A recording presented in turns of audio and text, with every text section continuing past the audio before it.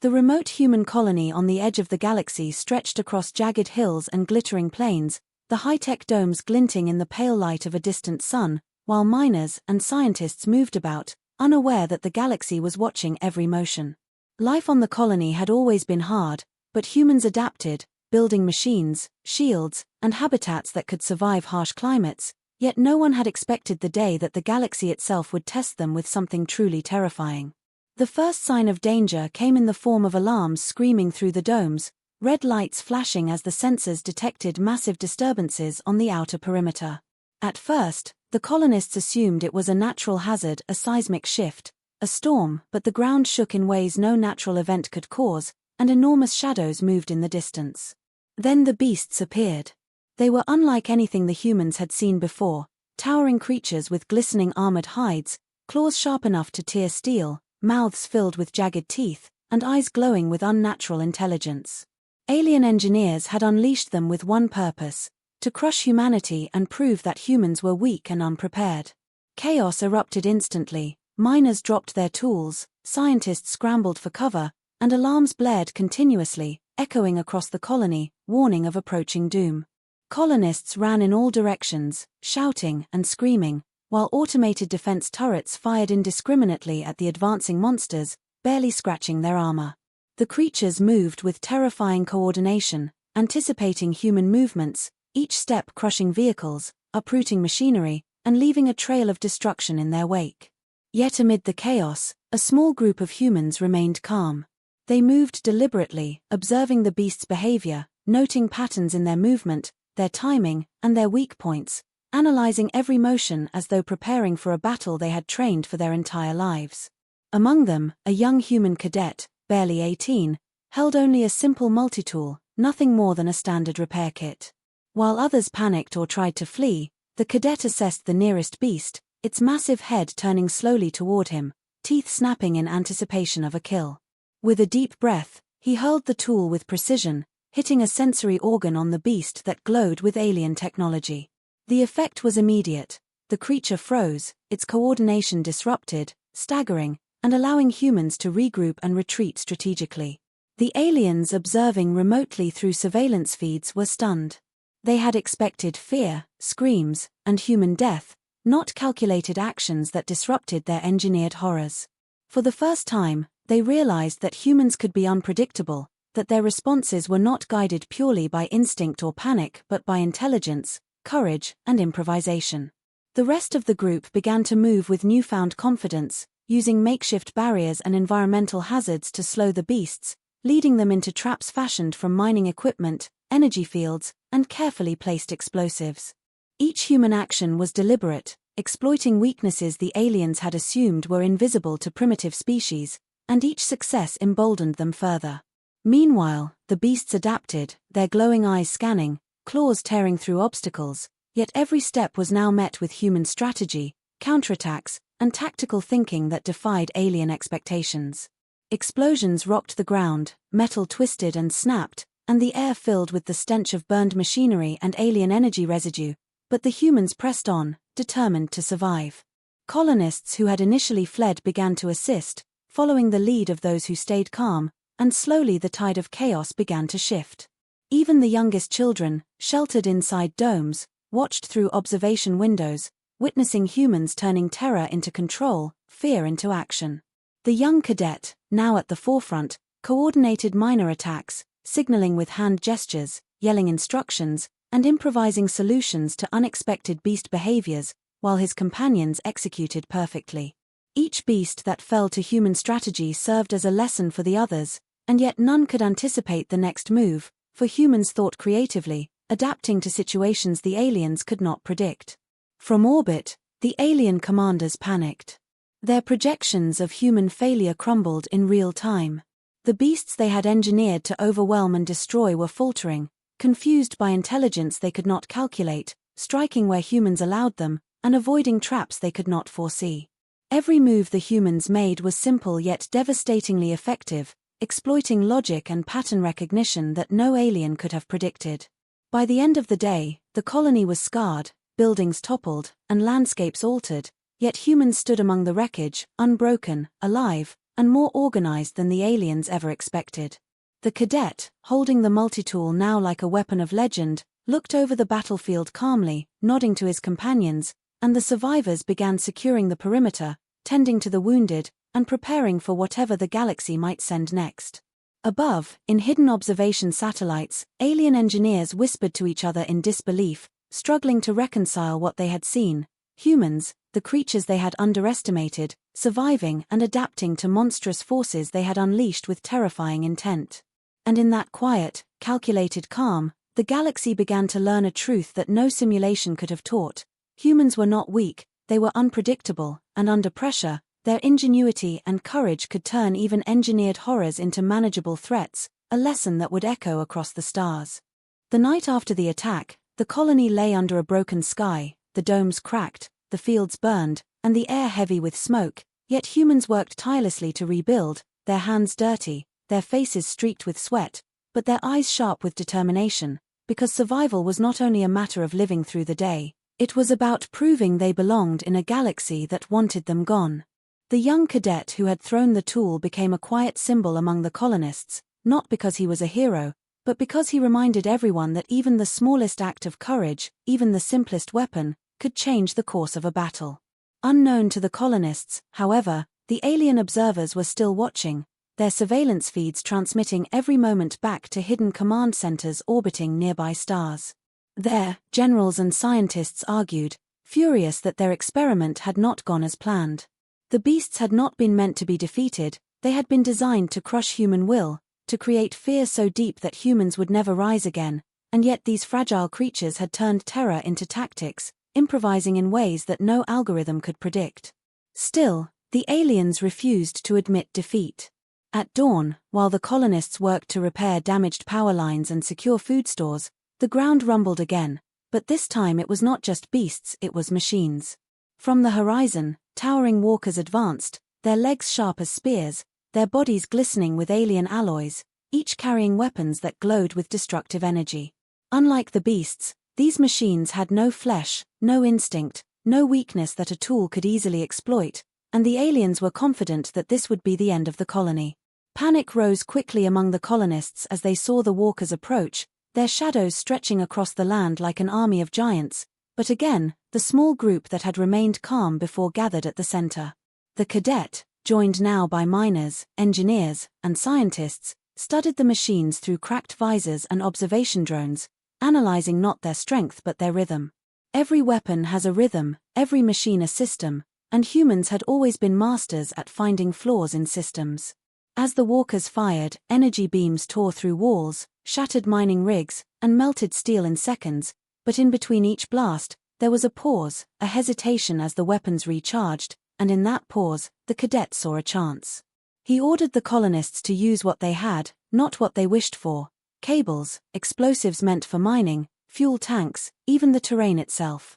With speed and precision, they set traps, drawing the walkers into valleys where their long legs struggled to move, luring them onto unstable ground where charges had been planted. The first machine collapsed in a thunderous crash as explosives tore its legs apart, and the colony shook with hope. From orbit, the aliens leaned closer to their screens, unsettled by the way humans fought not with raw power but with creativity, turning every weakness into an opportunity. As the battle raged, children and elders inside the domes watched silently, their faces pressed to glass as explosions lit the horizon, and they saw their parents and siblings fight with nothing but human willpower and ingenuity. The cadet himself, running from point to point, adjusted traps, shouted directions, and at one point climbed onto a fallen machine, opening its core with a basic cutting torch, disabling it from the inside, while energy bolts streaked past him, close enough to scorch his suit. Slowly, one by one, the walkers fell, not because humans were stronger, but because they were faster at learning, better at adapting, and unwilling to let fear guide them. Still, the cost was heavy, structures lay in ruins, families mourned losses, and the colony stood scarred again, yet no one spoke of surrender. Instead, as fires burned, the humans gathered, their voices rising in chants of survival, their spirits united not by victory but by defiance. In the alien command rooms, silence stretched. The scientists, once so confident in their predictions, now faced a reality that defied logic. Every time they tested humans, the outcome slipped from their control, like water escaping through their fingers. The cadet, exhausted but unbroken, stood among the survivors, his tool belt empty, his hands bleeding, yet his mind sharp, already preparing for what would come next. And far above, in the endless void of space, other alien civilizations began to notice, their spies intercepting fragments of broadcasts, whispers of a species that should have fallen but instead was rising. To the galaxy, humans were no longer just a forgotten race on the edge of nowhere, they were becoming a question, a threat, a mystery, unpredictable and dangerous in ways that no empire had prepared for. And as the colonists rebuilt once again, working under the broken sky with stubborn determination, the cadet looked up into the stars, his jaw set, knowing the attacks were not finished, but also knowing something the aliens did not. Humans would never stop adapting, never stop resisting. And no matter what came next, they would find a way to survive. Days passed in tense silence, the colony slowly breathing again after the fall of the alien machines, yet every survivor knew it was only a pause, not the end, because nothing in the galaxy stayed hidden forever, and somewhere out there, the enemy was watching, planning. The cadet who had become a symbol of defiance worked alongside miners and scientists, fixing generators, securing water lines, and helping families rebuild shelters, but even as he carried tools and spoke with calm resolve, his mind stayed sharp on the truth: another attack would come, and it would be worse. In orbit above the colony, alien command centers flickered with light as high councils debated furiously. The beasts had failed, the machines had fallen, and now voices clashed between those who argued to destroy the colony outright and those who insisted on capturing humans alive, to study them, to learn why they did not break. In the end, arrogance won. An elite strike force was assembled, soldiers bred in laboratories, trained in tactics, armored in energy suits, and armed with weapons designed to pierce through anything flesh or steel. Unlike beasts or machines, these soldiers had discipline, intelligence, and orders. Capture humans alive, bring them back for dissection and study, break their spirit piece by piece. As dawn broke over the domes, the colony radar picked up signals, fast-moving craft entering the atmosphere, sleek and sharp, like knives cutting through clouds. Panic spread quickly as alarms blared again, families rushing to shelters, children clinging to parents, while militia forces scrambled to take positions. But this time, the cadet and his group knew brute defense would not work, because the enemy that came now was not mindless or mechanical, it was thinking, adapting, and dangerous. The alien strike force landed with terrifying precision, their boots shaking the earth, their weapons glowing, their visors reflecting the flames of the still-scorched fields. They moved like shadows, spreading through the colony, tearing through defenses with ease, stunning humans with energy nets and magnetic traps, dragging them away as samples. The colonists fought with rifles, explosives, and sheer courage, but every shot seemed too weak against the soldiers' shields, every trap too slow for their speed. Yet even in the chaos, the cadet watched, his eyes scanning not the weapons but the soldiers themselves. They moved in tight formation, never breaking rank, never straying from their orders, and in that discipline lay both their strength and their weakness, because humans had never been bound by such rigid lines.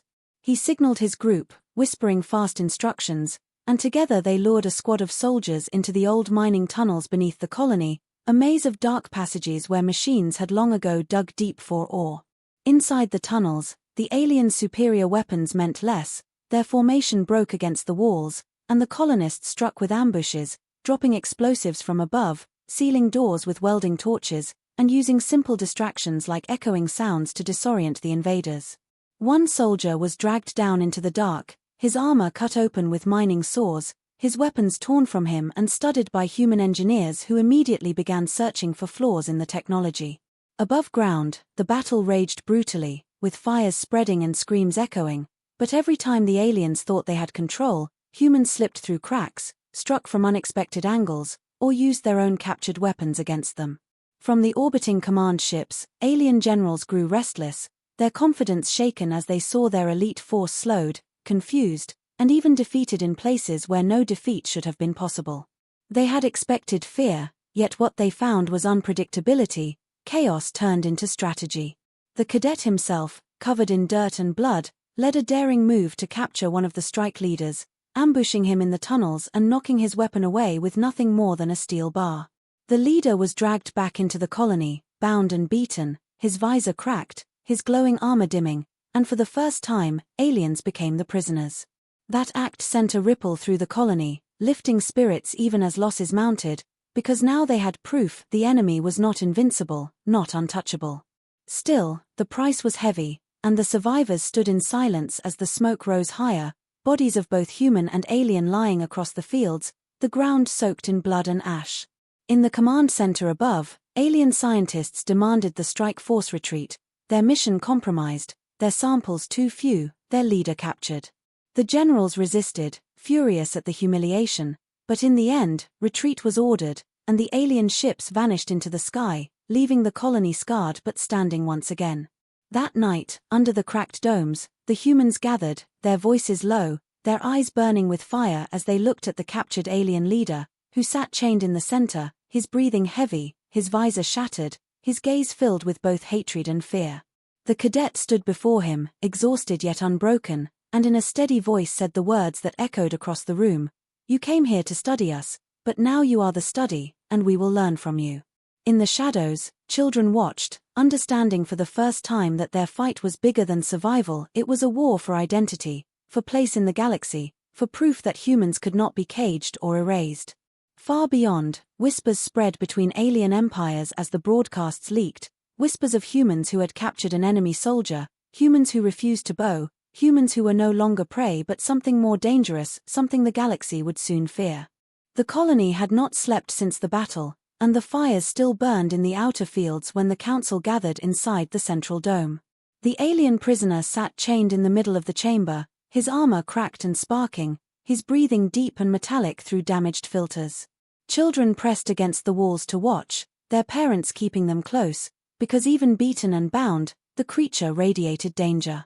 The cadet stood near him, blood still on his face, exhaustion heavy in his eyes, but his voice was calm as he addressed the council. "We cannot waste this chance.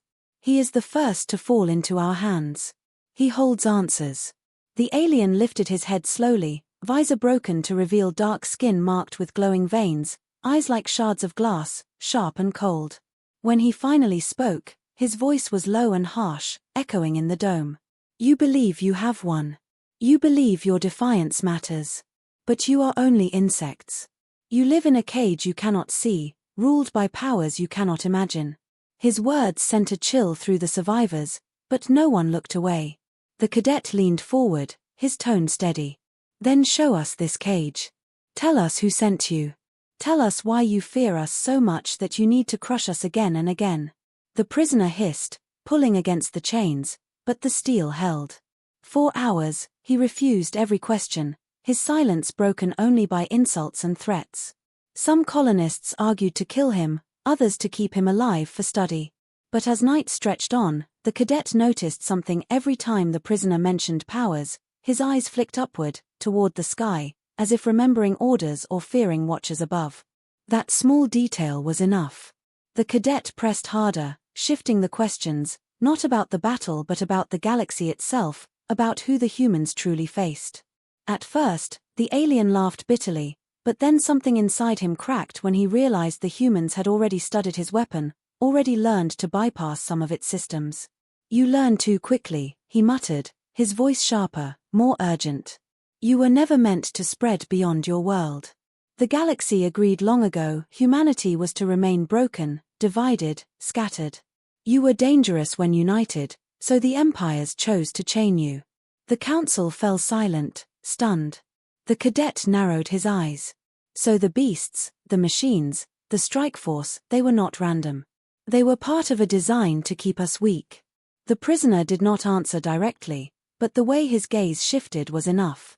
An old scientist stepped forward, her voice trembling. This means they fear us. The galaxy, all of them, they fear what humans could become."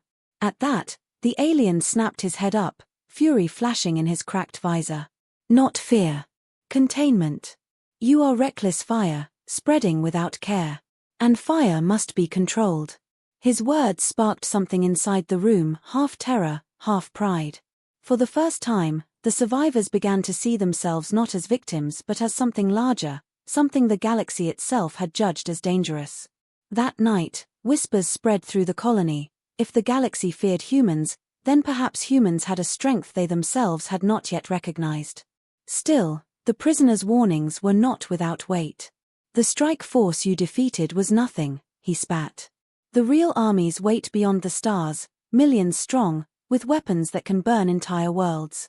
If you resist, you will call them here, and when they come, there will be no escape. His words pressed heavy on the council, some urging surrender, others insisting survival meant preparing for war. The cadet listened to both sides, then spoke softly, but every voice fell silent to hear him. If they want us caged, then freedom itself is our weapon.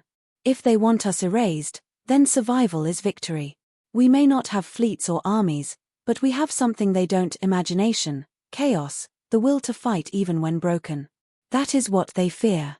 His words lit a spark, and for the first time in weeks, the people cheered, their fear twisting into resolve. The alien prisoner snarled, pulling at his chains, but even he could not stop the shift in the air, the sense that the humans had glimpsed a truth no battle could destroy.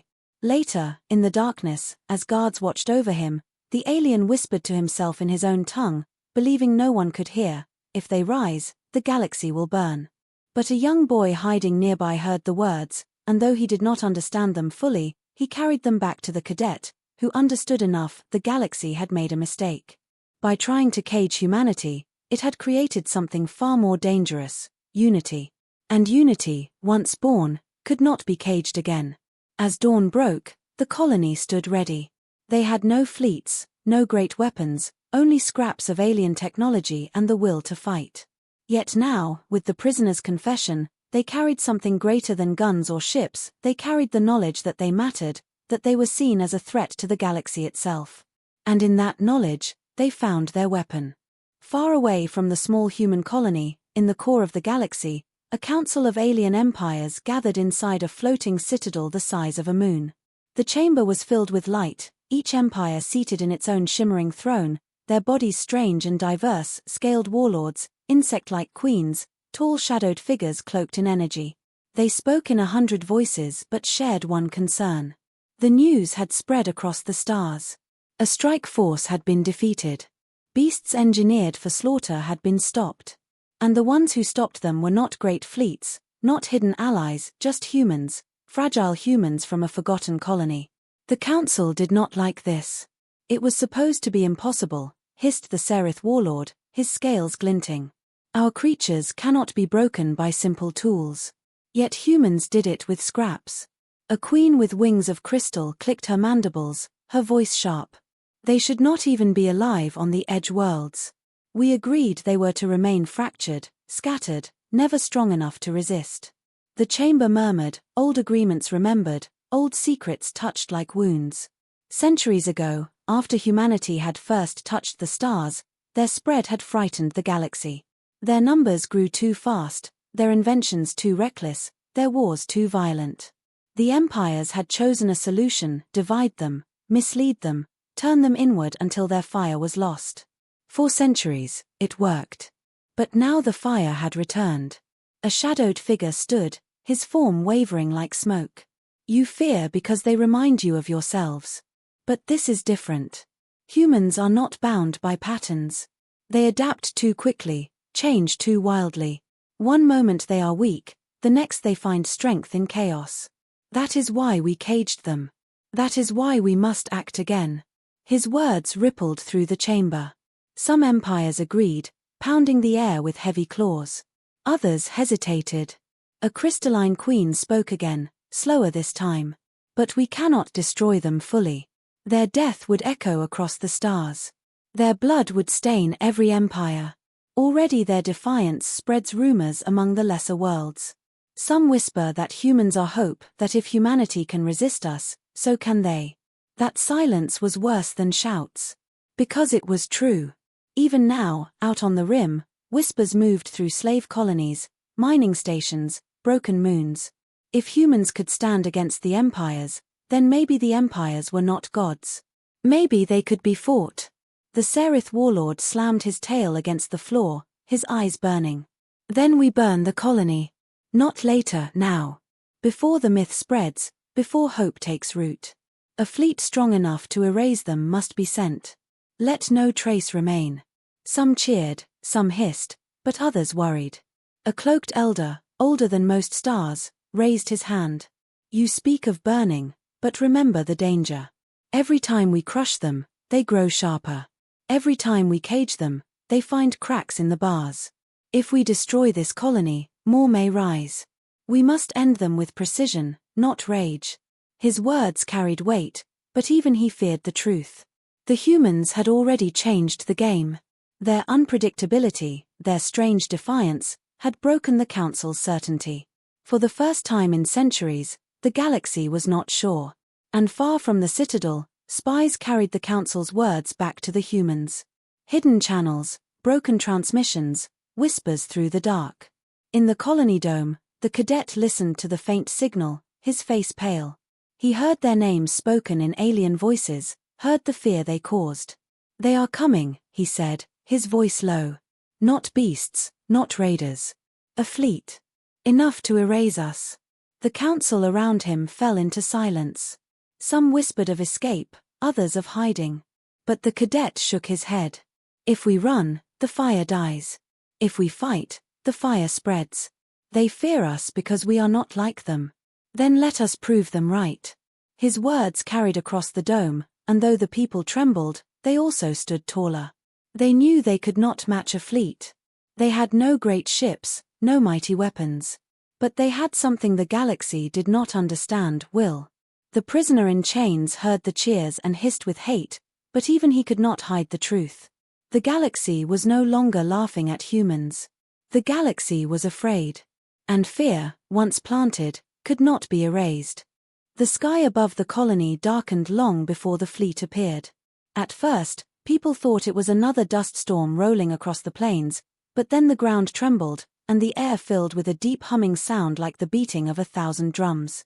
Children clung to their parents, scientists dropped their tools, and miners froze at the gates. High above, black shapes cut across the stars, ships so large they looked like floating mountains. The fleet had come. Their hulls glowed with cold fire, sharp edges catching the weak sun. Each ship bristled with weapons capable of tearing domes apart in seconds. The Council had not sent raiders this time. They had sent annihilation. Inside the main dome, alarms screamed. Red lights flashed across control panels. Officers shouted orders, their faces pale but determined. They all knew the truth, they had no fleet, no planetary defenses strong enough to fight this. Against such power, their weapons were toys. Yet no one ran. Not this time. The cadet, the same one who had thrown the tool at the beast, stood in front of the colony leaders. His hands shook, but his voice was steady. They expect us to break. They expect us to scatter. That is their mistake. We will not fight as soldiers, they already know that game. We fight as humans. We fight the way they cannot predict. His words spread through the crowd like fire through dry grass. Fear turned into resolve. Miners who had only ever swung pickaxes now gripped them like weapons. Scientists dragged strange devices from labs, converting scanners into signal jammers, mining drills into cannons. Children carried supplies through the tunnels, their small faces lit with the same defiance as their elders. Above, the alien fleet spread across the sky. A voice boomed through the comms, translated into harsh, cold tones. Humans of the colony, you have broken balance. You have defied your place. For this, your kind will be erased. Surrender now, and your deaths will be swift. The message echoed through every dome, every chamber. Silence followed. Then the cadet pressed the transmitter and spoke, his words carried across the fleet. You fear us, and that is why you come. But listen well, we will not kneel. You may burn our homes, but we will fight in the ashes. You may cut us down, but you will never kill what we are. Remember this, when your fire falls upon us, we are human. The reply from the fleet was silence. No threats, no laughter. Only silence. Then the bombardment began. The ground split open as beams of light slammed into the plains, throwing dirt and stone high into the air. Domes shook and cracked, walls buckled. People screamed but did not scatter. They moved as one, dragging weapons into position, shielding the young, guiding the old. The first dome fell, collapsing in fire. Dust filled the air. But from that fire, humans emerged, carrying makeshift launchers, throwing everything they had against the sky. Their weapons barely scratched the alien hulls, yet every shot carried defiance. Inside one lab, scientists activated a strange device built from scraps of alien tech. A pulse rippled out, invisible but sharp, cutting through the fleet's comms. Ships flickered. Their systems shook. Confusion spread among the enemy. The humans had found a weakness. The aliens had expected fear. They had not expected adaptation. Miners used magnetic rails to hurl metal shards into the sky, piercing weaker craft that had never been built to face such madness. Farmers released chemical stores into the air, creating thick clouds that blinded targeting systems. Children spread decoys across the fields, simple lights and fires that fooled advanced scanners. Every human, no matter how small, played a part. The cadet stood on the wall of the last standing dome, shouting orders through the chaos. A blast of light hit nearby, throwing him to the ground. Dust choked his lungs, but he rose again, bleeding, his voice still strong. "Hold the line. They bleed like us." And for the first time, the fleet faltered. Not because of damage, but because of fear. The crews inside those massive ships had been told humans were weak, broken, predictable. But what they saw below was madness, creatures who fought with nothing, yet turned nothing into weapons. Creatures who would rather burn than kneel. Whispers spread even among the enemy ranks. Some called the humans cursed, others called them impossible. But one word carried above all others: unpredictable. And unpredictability was more dangerous than fire. The battle raged through the night. Domes fell, fields burned, lives were lost. But still, the colony stood. Not whole, not unharmed, but unbroken. The fleet hovered above, its commanders debating. They could press the attack and crush the last survivors. Or they could retreat and carry the message back to the council. That message was more terrifying than the colony itself. Humans were not done. They would not die quietly. And if this was what one forgotten colony could do, what would happen if all humanity rose together? The alien commanders hesitated. And in that hesitation, they lost. The humans had already won, not with victory, but with survival.